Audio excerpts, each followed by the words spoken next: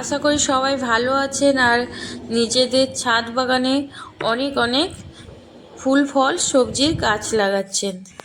আমার ভিডিওতে আজকে যারা নতুন প্লিজ প্লিজ সাবস্ক্রাইব করুন আর সাথে থাকা বেল আইকন প্রেস করুন। বৃষ্টির জলে সিডসগুলো ভিজে গেছে, এটা এইভাবে রেখেছিলাম, আমি খেয়াল করিনি, আচমকাই যে অসময়ে বৃষ্টিটা হলো। তো চলুন আজ দেখে নেওয়া যাক কিভাবে আমরা মানে কিছু না থাকলেও আমাদের কাছে যেটুকু আছে সেটুকু দিয়ে চটজলদি আমরা বীজগুলো রোপণ করব, না কিছু নষ্ট করে। তো দেখুন আমার কাছে সবজি লাগানোর বড় টব নেই, তো আমি একটা পুট্টির বস্তা ছিল, এই পুট্টির বস্তাটার পিছনে দড়ি দিয়ে বেঁধে নিলাম, নিয়ে এটাকে উল্টে ফেললাম। উল্টে ফেলার এটাই কারণ যে দেখতে সুন্দর লাগবে, হোয়াইট কালার গ্রো ব্যাগের মতো দেখতে লাগবে। এবার বন্ধুরা এই বস্তাটা ছাড়া আমার কাছে এখন এই মুহূর্তে মাটিও নেই, বেশ অনেক দিন ধরেই মাটি নেই, কিন্তু তাও আমি গাছ লাগিয়ে যাই আর সুন্দর গাছগুলো গ্রো হয় এই প্রসেসটাই। এগুলো অনেক কটা কলা পাতা ছিটেছিলাম, সেই কলা পাতাগুলো দিলাম আর দিয়ে দেবো পেঁয়াজের খোসা। এগুলো ধীরে ধীরে ডিকম্পোস্ট হবে আর গাছ খাবার পাবে, আর যখন গাছটা সে মানে ফলন শেষ হয়ে যাবে তখন আমরা আবার এটা থেকে কম্পোস্ট পাবো আর খুব উর্বর একটা মাটি হবে। তো বন্ধুরা দেখুন এইভাবে চেপে চেপে আমি বসিয়ে দিলাম।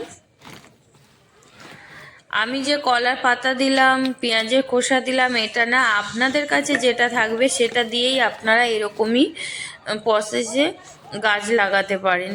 নেই কাছে যেটা আছে সেটা দিয়েই। আর এটা একটু পুরানো টবের মিডিয়া ছিল, কোকোপিট দিয়ে আর কাউডাং, ভার্মি কম্পোস্ট এইসব দিয়ে একটা মিডিয়া ছিল, সেটাই আমি বসিয়ে দিচ্ছি।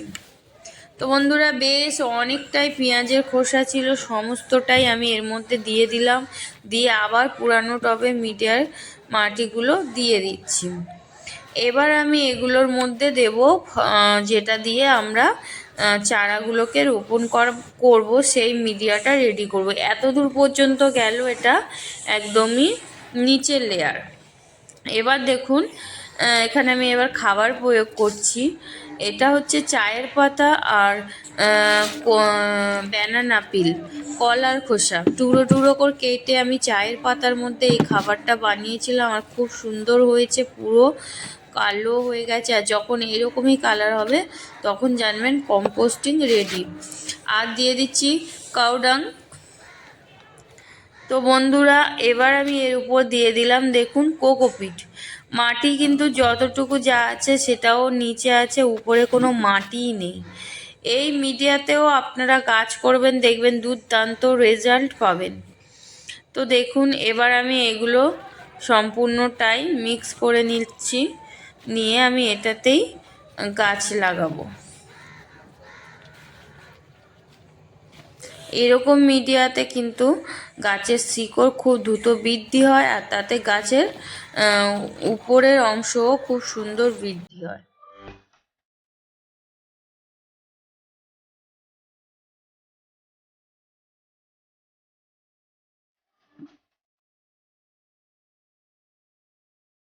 ফাঙ্গাস না লাগে বা বীজগুলো বপন করার পরে ফাঙ্গাসের কারণে যদি নষ্ট হয়ে যায়, তার জন্য আগে থেকে আপনারা ফাঙ্গিসাইডস করবেন। ফাঙ্গিসাইড না থাকলে আপনাদের কাছে এরকম হলুদ থাকলে আপনারা হলুদ দিয়ে দিতে পারেন। এবার এটাকে মিক্স করে নিলাম দেখুন। আর মাটির মিডিয়াটা দেখছেন কত সুন্দর হয়েছে, একদম সফট মিডিয়া হয়েছে। এবার দেখুন এতগুলো বীজ আছে, যে বীজগুলো তো এইটুকুনি জায়গা হবে না, যতটুকু হয় আমি বিনসের বীজগুলো এখানে রোপণ করছি। দেখুন কলা বেরিয়ে গেছে, এগুলো রাখলে কলা পচে যাবে, নষ্ট হয়ে যাবে। তো আজকে যতটা পারছি, অন্ধকার হয়ে গেছে তার মধ্যেও আমি ফোনের লাইট জ্বালিয়ে দেখুন এইভাবে লাগিয়ে ফেলছি। তো এখানে আমি 6টা-7টা মতো দিলাম। যেহেতু এটা বস্তা, পরে আমি এর উপরেও আরও অনেকটা খাবার বলুন আর কোনো একটা মিডিয়া বানিয়ে ভরে দিতে থাকতে পারবো। তাতে গাছ পুষ্টি পাবে, খাবারও পাবে আর বৃদ্ধিও হবে। তার জন্য এখানে 6টা-7টা আমি দিয়ে দিলাম। এরপরে আমি ভালোভাবে ওয়াটারিং করছি। আর সিডলিং হলে আপডেট আমি বীজ থেকে চারা আসলে আমি আপডেট ভিডিও দেব। তো বন্ধুরা, প্লিজ ভিডিওটা ভালো লাগলে লাইক, কমেন্ট, শেয়ার করতে ভুলবেন না। আপনাদের একটা লাইক আমার কাছে অনেক অনেক গুরুত্বপূর্ণ। আজকের মতো এটুকুই। সবাই ভালো থাকবেন। নমস্কার।